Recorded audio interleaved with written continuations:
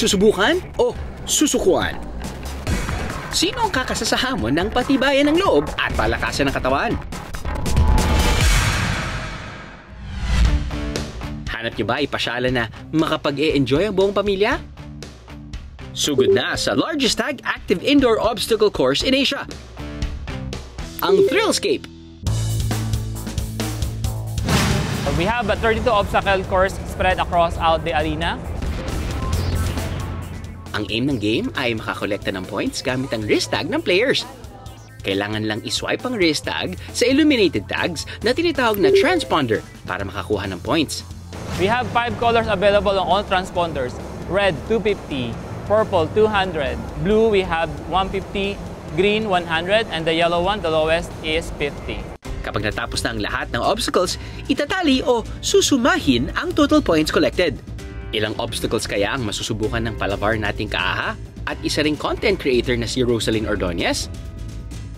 Meron lang naman siyang more than 2 million followers sa Facebook at tumataginting na mahigit 13 million followers sa TikTok. Oh, nalito ba kayo mga kaaha? Huwag kayong mag-alala dahil si Rose lang ang lahat ng yan. Hello mga kaaha! Nandito ako ngayon sa Thrillscape para itry ang mga obstacles and challenges. Ayan, medyo kinakabahan na ako kasi ngayon nakikita ko na parang nangangaling na agad yung mga binti ko, yung mga arms ko. So, yung kabog ng dibdib ko, ganon. What if mapilayan ka? What if ma-accident ikaw? Ano ba? Malaki na yan. Ikaw yung pinaka-OA sa OA lahat. Tama na! Iingay yung dalawa. Okay.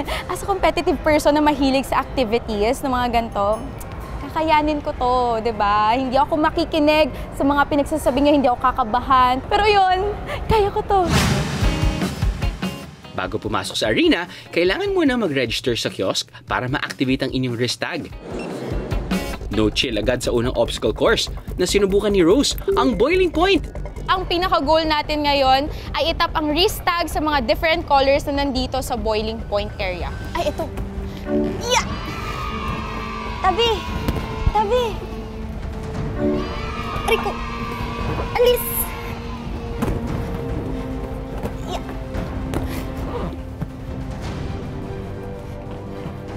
Okay na?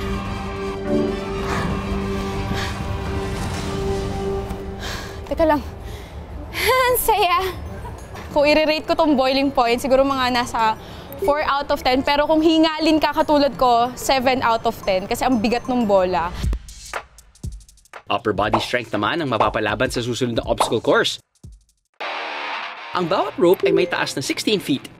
Iba-iba naman ang gap sa pagitan ng bawat tapakan sa bawat rope. Kaya siguradong pahirap ng pahirap ang kada level. Ang sakit sa ano? Sa toes.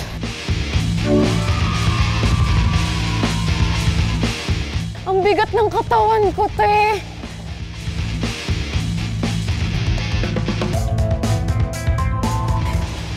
Shucks. Okay. Kayanin kaya ni Rose na akyatin ang third rope?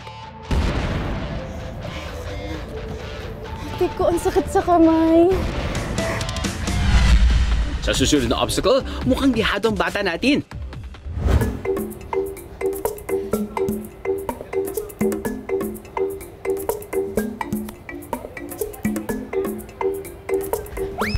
Hindi abot!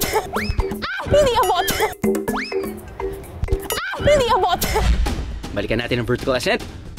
Susukuan din ba? O susubukan na? That's the spirit! Go, Rose!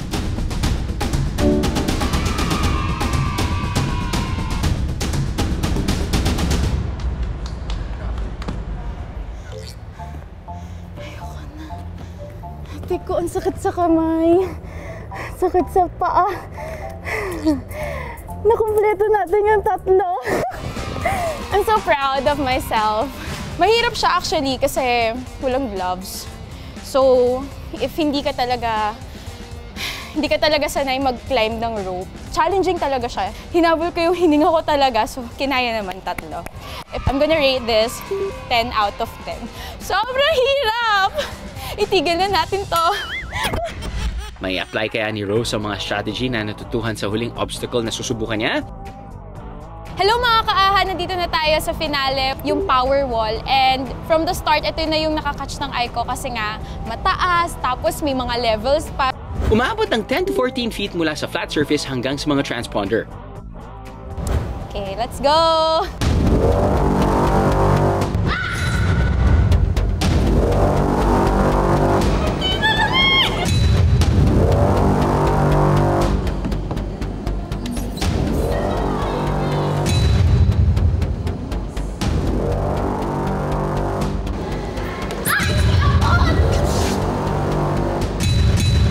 Huwag na natin gawin to.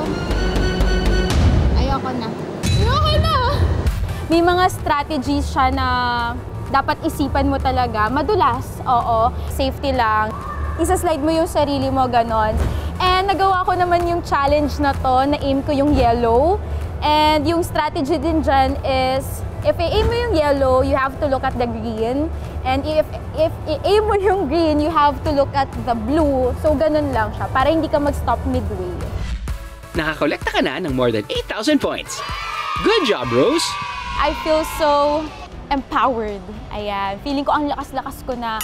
Pero at the same time, pagod na ako. Oo. Overall, it was such a fun experience and I'm very grateful na naranasan ko to para akong bumalik sa pagkabata. Congrats!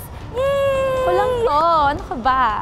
Sabi ko naman sa'yo, kaya mo eh. Nakikinig ka dyan sa isa niyan yan. Nakakaloka. Thank you. Thank you sa inyong dalawa. Masyado kayong magulo sa isip ko.